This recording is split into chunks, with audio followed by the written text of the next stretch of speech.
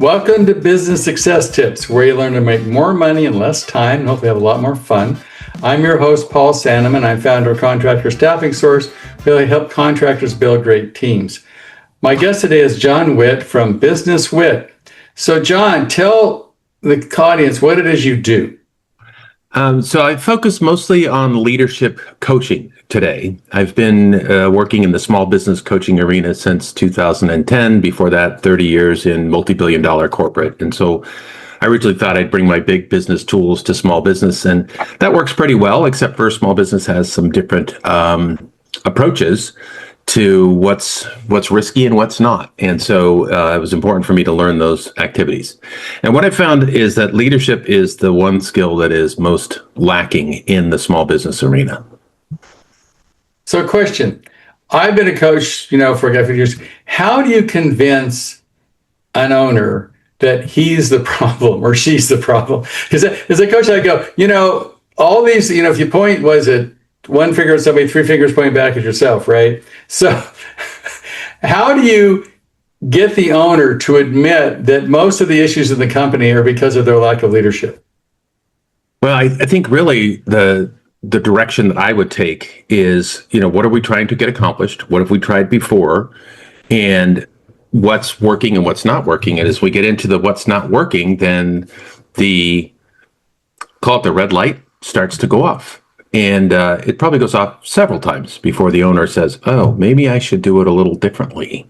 Maybe it could be a little bit different. And the same thing is true when you have a poor performing employee. If you have the metrics that demonstrate to the employee that they're not performing effectively, then they start to draw their own conclusions. But if you don't have the metrics and it's just my opinion and your opinion, then that just becomes an argument. It's very subjective. It doesn't work. Right. So if we have the metrics with the leader about what's working and what's not working, then it's very clear where the challenge lies. Okay. So you're working with the guy or woman that owns the company, either one, and you're trying to hold them accountable for what they said they were going to do. I'll eat less, exercise, whatever I need to do. My issue was there's a line between, because they're paying you, right? That was my thing. So they're paying you. So if you're push them too hard, they shoot the messenger and you're done, right? I had that happen. And so how do you walk that fine line between holding people accountable and not upsetting them? I always find that a challenge. Well, it is. It is. I think you have to be willing to be fired, right? You have to be willing to fire the client because they're not the client for you. But I think the most important thing is that if you tell me I'm going to do X and Y and Z, and then next week you don't do it, I always give you first week grace, right? Because my God is a God of second chances. Right. But if we have to have this conversation again, then it's going to be an entirely different conversation in week number 3. And then I'm just going to ask you what does your word mean? Because you told me you were going to do it and you didn't. Is that how you run the rest of your life? Is that how you run the rest of your business? It's up to you. Are you going to keep your word to yourself? Is that important? Is that valuable? Because to be honest with you, I don't work with people that don't keep their word. Right. It's an integrity issue. It is totally an integrity issue. So what is your ICP? I mean, what's your ideal client profile? You work big businesses, small businesses. I will tell you, most of the people listening to this podcast have between 5 and 25 employees. Is that people you enjoy working with? Yeah, that's a great group. And I'm still doing my one-on-one coaching. So if somebody comes and knocks on my door and says, hey, I need your help, I'm happy to help them. My job is to figure out how can I help them. Mm-hmm. However, from a marketing perspective, I'm really working more into large groups, and either they're in the early maturity stage, opening phase of the business, where they're trying to generate consistent revenue or cash flow. Right? Everybody needs cash flow, or they have the cash flow and they're sitting in the middle of everything and nothing works unless they're there. And eventually what happens is they run out of time and they get burnt out. Right. So those are the two things that I really solve right now. And I solve that through a program that I built called Whole Life Leadership. And it's all about figuring out what do you want in your life first. And then let's get your business to serve your life. And then let's figure out the people that need to serve your business. And then we're going to do the goals, and we're going to do all the other parts and pieces. So it's a very structured program. It's a 5-step, 5 moves. I am a past competitive chess player because I don't play competitively. I play for fun. I played in the World Championships back in 1976, and I do know that I am dating myself there, but that's just the case. Me too. We got it. Yeah. So I use a lot of chess analogies And so my 5-move process is a king's audit, the queen's gambit. What do you have to sacrifice? What do you have to focus in on? What's a castle look like? What's a promotion look like? And what's the end game look like? So those 5 moves get applied regardless of where you're at in the position. The inputs and the outputs are different because everybody's in a different position. But it's a system and a process. And then we have a series of mastery days. What I found in the one-on-one coaching space is sometimes it was hard for these smaller business units to do the work and be there every single week. And when you take a 5 or a 6 hour day and you say, hey, look, this is what we're going to cover. It's one day, once a month. Here it is. And you're going to put a whole bunch of people just like you in this room, and we're going to break out into breakout rooms. We're going to do some teaching and learning and some growing. That just seems to be a remarkably effective model for helping people learn and grow. Cool. So what are the 5 steps? Not in technology. Well, so King's audit is essentially evaluating where you're at today. What do you want for your life to be? What do you need to have for your business to serve the life that you want to live? And who are the people? What are the relationships that you need to have? And how do you maintain those relationships that serve your business, that serve the life that you want? Okay. And we go into goals. Goals, the guide, not grind. We talk about a culture of success. Well, let me back up. The sacrifice in the opening game is you have to trade chasing money for building a product and a system and a service. You have to allocate time and money, because otherwise that's the only way you're going to get out of that. Well, as Jim Rohn told me once, I'll never forget, got to work hard on yourself and you on your business. So I've never forgot that one. That's a true statement, and every time you kick the can down the road and you don't work on yourself, who are you hurting? Yeah. Just you. You never get better. Queen's Gambit is really the sacrifice. What is it that you need to be working on to focus on? So, again, there's the world telling you this is what you're supposed to do from a business standpoint. And then there's the reality of, this is how you have to focus your time to get there, depending on what position you're in.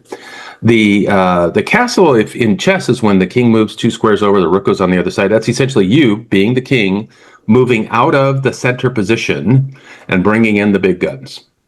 Right. Okay. So now you're not taking care of, everyday day-to-day details and leadership. Right. Promotion. How do we get everybody on the team to be better? How do we get everybody to lead everybody? Okay. So not only are you leading your team, but you're leading leaders, and you're leading leaders of leaders, because that's how you grow a business. And ultimately, the end game is where you are able to step out of the center, and your business will run whether you're there or not. That is the entrepreneur's dream, right? Well, that's like the book Build to Sell. I believe you should build to sell whether you're going to sell or not, right? Yeah, they're right, because your business is worth 7 to 8 times value, net profit, if you're not a part of the requirement for the business. Right. If the business runs without you. If it takes you, you discount the sales price. Absolutely. Like your EBITDA goes from 7 to 3. I get it. That's exactly right. So this course, how much you charge for this course? How do people get involved in it? Because obviously leadership is a huge issue, and people, the number one reason people don't take time management, John, is no time, right? Right. Yeah. No, that's it. It's like, I'd love to take leadership training, but I haven't got time to be a leader. And I go, good luck with that. So how do you charge your course? How can people get involved in it? Because it sounds like a really good deal to me. Yeah. So the first thing, there's a free webinar called the Freedom Gambit, which is where I outline the program, kind of what I just did for you, but a little bit more detail because we have a little more time. That is actually scheduled for August 20th. It's at noon, and the URL. What time is that? I'm sorry, that's noon Pacific. So it'll be 3 p.m. Eastern. freedomgambit.businesswitt.com. So businesswitt.com is my website. So the word business, then my last name.com. So it's freedomgambit.businesswitt.com. That's how you get to the registration page for the webinar. The Whole Life Leadership is the program that comes after that. So you learn about the program at the Freedom Gambit webinar. You experience the program at the 3-day event, which is called Whole Life Leadership. That will be held in later September. The dates aren't finalized yet. And then the mastery program, and again, each time you get to decide where you go. The mastery program will start after Whole Life Leadership. Cool. And Well, I guess the first one's for free, so you got to find if you like it or not, and then if you get value out, you can decide whether it's worth paying for what you're charging, right? That's right. It's very affordable in terms of, the type of what it would normally cost for a 3-day event. So you can share with me. It's not $10,000, obviously, right? Oh no! It's $297. I mean, it's not. Oh my God, that's free. Well, it's not quite free, but yeah, it's like $100. To me, Jordan, that's like lunch at a good restaurant. So I think you're good.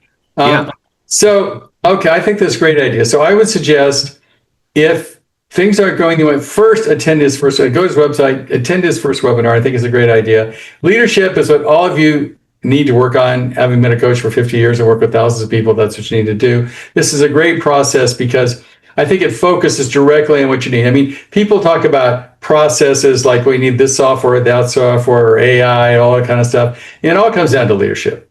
So to me, this is really the core of all your issues. And if you're willing to do it, I think John would be a great person to do it with. Check out the webinar and then make decisions from there. Thanks, John. I appreciate you being here. Great information. We'll push it for you, okay? Yep. Thanks for having me.